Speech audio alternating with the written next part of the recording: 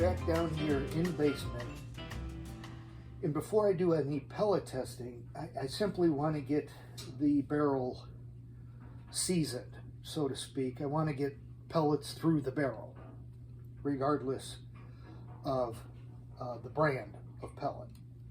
And what I've been doing is using the RWS pellets that I've already had. They weren't part of my last purchase order. And one of the pellets that was part of the last purchase order that I've been putting through simply because they're very affordable and seem to be a pretty good choice in the 25 caliber, and shot very well through my 25 caliber Flashpup.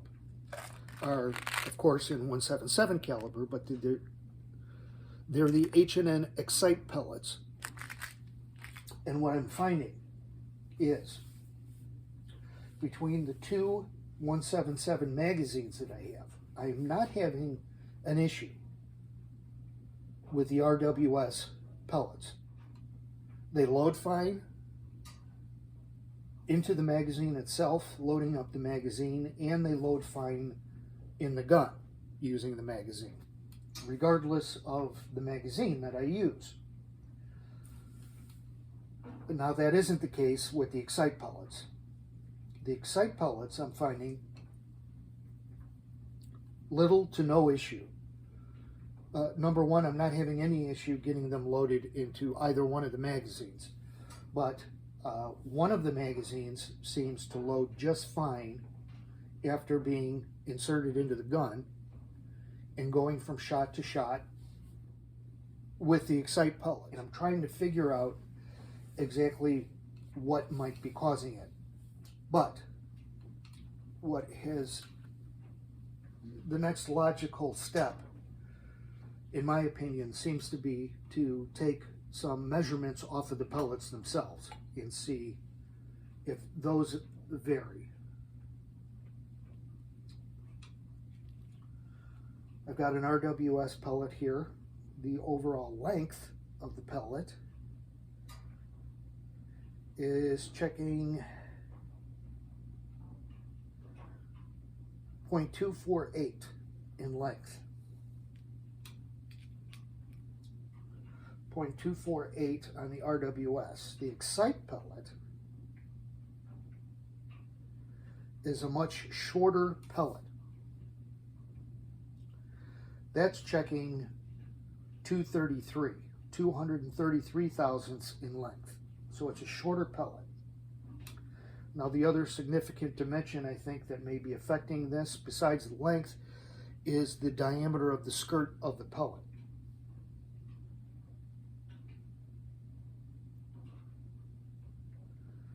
I'm getting 183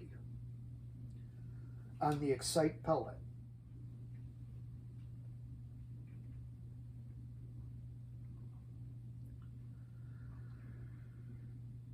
On the RWS pellet, I'm getting 187. So the RWS pellet is longer and wider on the skirt. Now, one of the things I'm seeing downrange shooting these pellets, when I can shoot the Excite pellets and they're loading properly, and like I said, it seems to be one magazine I consistently don't have an issue loading either one of the pellets. Between the two pellets, at least down here at 10 meters, the much more accurate of the two is the RWS. I'm really getting shots all over the place with the H&N Excite pellets. Now the wider skirt diameter on the RWS would lead me to believe that that particular skirt engages the rifling in the barrel much better than the smaller diameter skirt on the Excite pellets, which would lead to better accuracy. So, having taken a break and done some thinking about it, the other thing I've done is use the single shot tray. for both types of pellets. And the one thing that seems to be consistent, using the single shot tray, which leads to completely loadable pellets, regardless of using the RWS domed or the Excite hammer domed pellets, is I consistently get better accuracy from the RWS, which leads me to believe that the hammers, with their shorter overall length, and probably mainly because of its smaller diameter skirt. One of the overall opinions I gave was not being a very big fan of these auto-indexing magazines. I'm assuming there's a little bit larger tolerances that are acceptable in plastic moldings versus something that was machined out of some type of metal. So it may just be more open tolerancing in this particular magazine being not as close to the mean of any tolerancing as the other one, that's leading to some of the issues. Like I said, I don't have the issues with the RWS pellets. It's with the Excite pellets and the one magazine. Went on an airgun forum and did a search for issues with Hatsan Flashpup magazines. One of the very interesting things I came across was that there is a magazine produced by Hatsan for other Hatsan model airguns, not the Flashpup, that is a combination of the clear plastic top to the magazine, but the back of the magazine housing is not this black plastic, it's actually aluminum. That there was an aluminum housing magazine produced for the Hatsan Bullmaster that visually looks exactly the same as the magazine that's produced for the Flashpup, and whether or not it was usable, if they were interchangeable. And the answer they received was yes. These aluminum magazines that are made for the Bullmaster are usable in the Flashpup.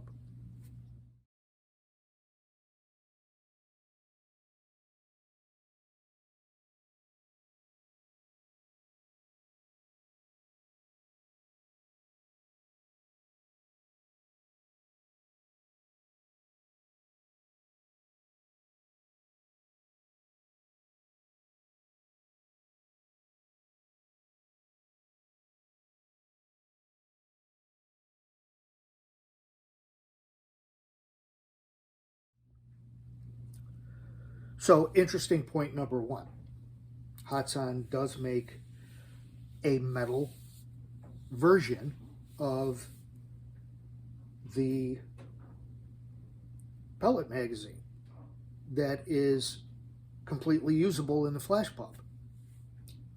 The other interesting thing was stating that Field Supply carries Hatsan magazines. They're not the only ones, obviously, but what was interesting, so I was like, it seems like, in my opinion, being a machinist, that just from a durability factor, the aluminum magazine is going to hold up much better than the plastic one. So I went on Field Supply's website. I was really surprised to find out that Field Supply carries the 177 caliber magazine for the Bullmaster. The aluminum magazine costs $14.93. The plastic magazine in 177 caliber, I don't think it matters what the caliber is, but what's relative to what I'm interested in is 177 caliber.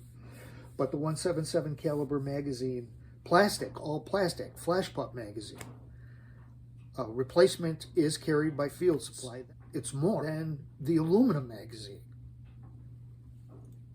which on the one hand, I'm shocked by, and on the other hand, I'm very pleasantly surprised by, since I'm interested in purchasing the aluminum magazine, which I did. I placed an order for it. So we'll see if maybe that helps. If I run into any other pellets that offer some resistance and difficulty being loaded with one or both of these plastic magazines, we'll see how they perform and load out of the aluminum magazine, if it makes any difference at all. Just some information.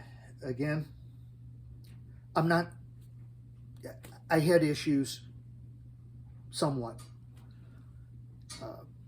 I get it. I get the manufacturer's standpoint of purchasing, and Hatsan is not the only one that manufactures and supplies air guns where the indexing portion of the loading mechanism from pellet to pellet is completely built into the magazine. It's not a function of the gun itself. There are other, as I said, other manufacturers who go about doing it the exact same way. The indexing of pellet to pellet is built completely into the magazine. It's not a part or a function of the gun itself. Purely the magazine. And I'm sure across the board, regardless of the manufacturer of the gun itself, the reason for that is cost. It's probably much cheaper to build the indexing mechanism into the magazine itself than into the gun itself. From an engineering standpoint, it certainly makes a lot of sense. Much easier to build it into the magazine than into the gun. Keeps their costs down. Hopefully that translates into the cost of the gun being kept down, lower than it would be than if you had an indexing mechanism built into the gun itself. That's what I would hope, but definitely as far as the Hatsan goes, and the Hatsan guns that I have, the ones that rely on the gun and the parts built into the cocking mechanism that rotate the magazine simultaneously, I much prefer that to a spring-loaded mechanism in the magazine itself. That's me. But we'll see how that aluminum version of the pellet magazine performs compared to the plastic version. If it offers some improvement or it doesn't at all, I will certainly let you guys know.